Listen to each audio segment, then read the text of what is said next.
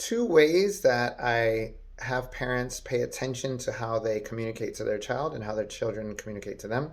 That's intensity and frequency.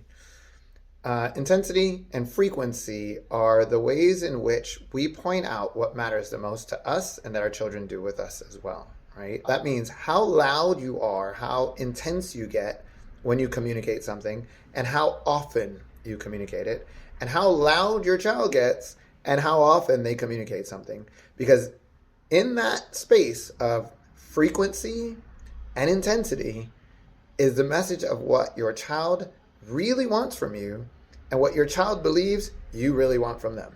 Let me go ahead and unpack the parent part first. So, where are you the loudest and where do you speak the most about? Usually for parents, it's the things that our children are not doing well, right? That's typically where we communicate to our child the loudest and the most often. Don't do that. Please stop this. That's capturing their attention immediately, right?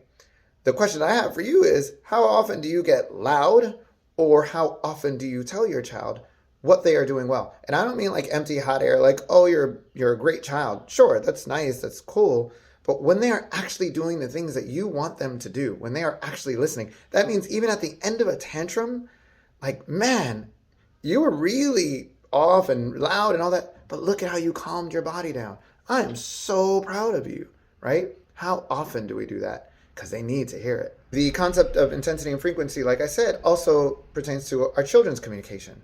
Where are they the loudest and where do they demonstrate the most often frustrations, tantrums, so on and so forth? Because that's when they're telling you that they need the help the most. And if you were in their shoes and you didn't have the language and if you didn't have control and you were dependent fully on someone else and you weren't getting a certain something responded to, you probably do that. At first, you nudge on the shoulder, on the sleeve. Second, you make a little noise. Hey, right? After a little while, it's like, listen, fuck, I need help. Can you help me? And what do we do in response? Sit down and shut up.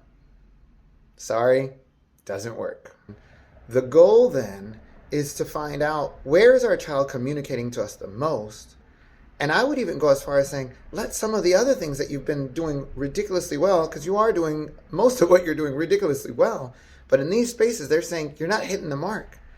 And if our egos as parents and adults aren't in the way, we might be able to say to ourselves, shit, I may be missing the mark. What can I do differently? How can I help you?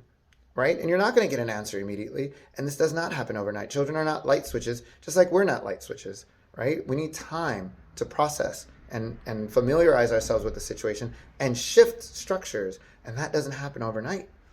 But if we're asking the questions, if we find the calm in our body, if we engage our children with that love, with that openness, with that compassion of understanding that all they're trying to do is communicate a need, we may find that we can connect with them and help them calm their own bodies as well and build a beautifully connected relationship following that. Much love.